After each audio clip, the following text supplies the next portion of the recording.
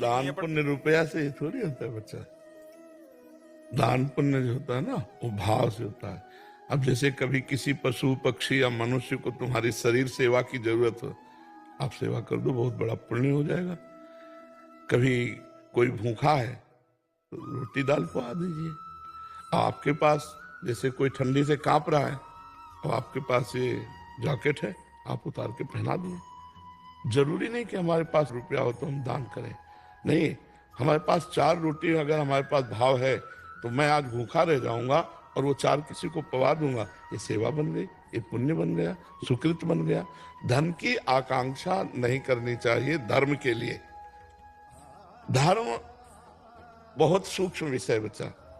अपने को जितना मिला हुआ है उसी से महान धर्म हो जाएगा, भगवान प्रसन्न हो जाएंगे।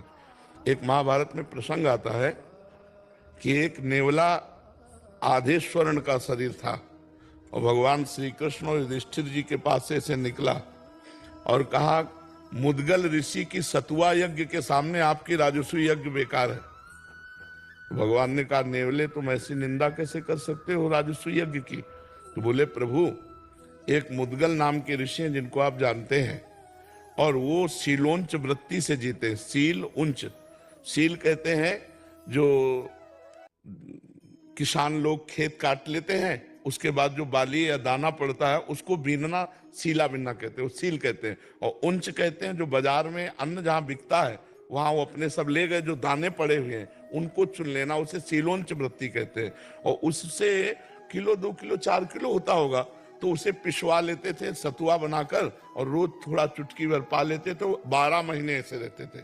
तो बोले एक दिन वो सतुआ पिसवा के 12 महीने के लिए रखा, उतने में ही आ गए अतिथि रूप में भगवान।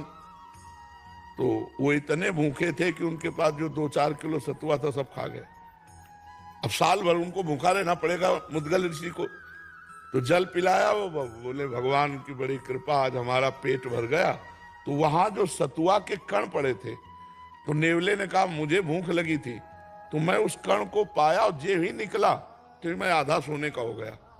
तो मैं सोच रहा था युधिष्ठिर जी की बहुत पुण्य यज्ञ हो रही है तो जाऊंगा पूरा स्वर्ण का बन जाऊंगा, लेकिन सब जगह लोटा कहीं इसका मतलब मुदगल ऋषि की सतुआ यज्ञ से बढ़कर तुम्हारी राजस्व यज्ञ नहीं है।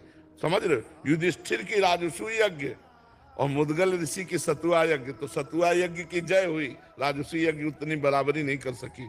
गरीब अगर एक रोटी भी दे देता है ना किसी को, उसका बहुत बड़ा भंडारा माना जाएगा, और बेईमानी से कमा के लाखों को भंडारा करे तो उसे भंडारा नहीं माना जाएगा।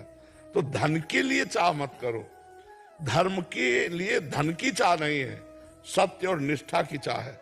धर्म के लिए सत्य और निष्ठा की चाह। हमारे पास भगवान ने जो दिया है उसी से हम धर्म करेंगे, हमें धन की चाह नहीं करनी चाहिए। नहीं, धन की चाह फिर हमें पुण्य की जगह पाप में ले जाएगी।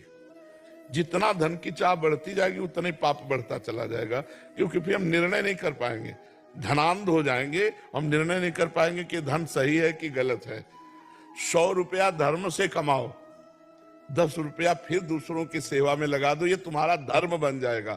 और बेईमानी, घूस और पापाचरण का पैसा जहां जाएगा वहां बुद्धि भ्रष्ट कर देगा और पाप ही कराएगा, पुण्य तो हो ही नहीं सकता। पाप के पैसे से पुण्य नहीं हो सकता।